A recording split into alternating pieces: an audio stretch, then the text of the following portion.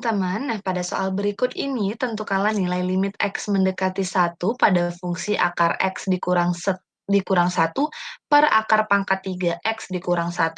Nah, maka terlebih dahulu kita evaluasi nilai limit fungsinya dengan cara kita substitusikan nilai X sama dengan 1 ke dalam fungsi yang diberikan. Sehingga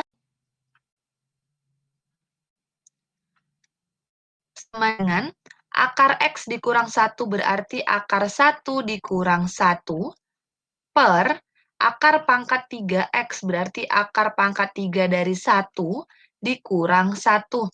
Sama dengan, nah akar 1 itu sama dengan 1 dikurang 1 per akar pangkat 3 dari 1 itu 1 dikurang 1.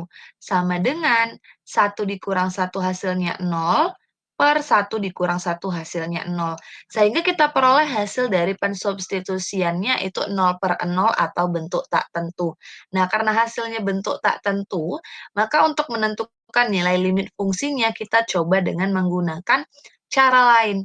Ya kan? Nah, dalam hal ini kita coba dengan menggunakan teorema L'Hopital di mana limit X mendekati A pada fungsi fx per gx itu akan sama dengan limit X mendekati A pada turunan fx per turunan gx, ya kan?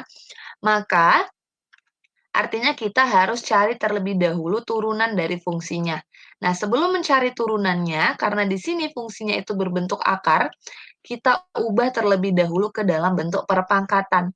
Sehingga untuk akar X itu kita bisa tuliskan menjadi X pangkat 1 per 2 dikurang 1 per akar pangkat 3X itu berarti X pangkat 1 per 3 dikurang 1. Nah, karena bentuknya ini sudah dalam bentuk perpangkatan, maka kita carilah turunannya. Nah, perlu kita ingat pada turunan, jika fx itu sama dengan ax pangkat n, maka turunan dari fx itu sama dengan n dikali a dikali x dikali n pangkat 1.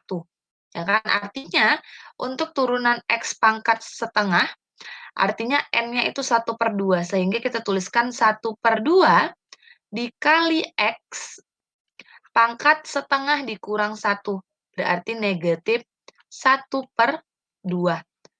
Per, nah teman-teman perlu perhatikan bahwa 1 ini turunannya adalah 0, sehingga tidak kita tuliskan ya. Nah kemudian untuk x pangkat 1 per 3, artinya n-nya itu adalah 1 per 3. Maka ini 1 per 3 x pangkat 1 per 3 dikurang 1, berarti negatif 2 per 3, ya kan? Nah, maka kita ubah kembali dia ke dalam bentuk akar. Nah, di sini teman-teman perhatikan bahwa nilai perpangkatannya itu bernilai negatif. Nah, pada materi bilangan berpangkat dan bentuk akar, perpangkatan bernilai negatif ini bisa kita ubah. Ya kan, kita ubah ke dalam perpangkatan positif dengan cara kita ubah posisinya, ya kan? Sehingga untuk setengah X pangkat negatif setengah itu menjadi 1 per 2X pangkat setengah per 1 per 3 dikali X pangkat 2 per 3. Ya kan? Nah, sekarang kita ubah ke dalam bentuk akar kembali. Maka ini menjadi limit X mendekati 1 dari 1 per 2 akar X, ya kan, per 1 per 3 dikali akar pangkat 3 dari X kuadrat, ya kan?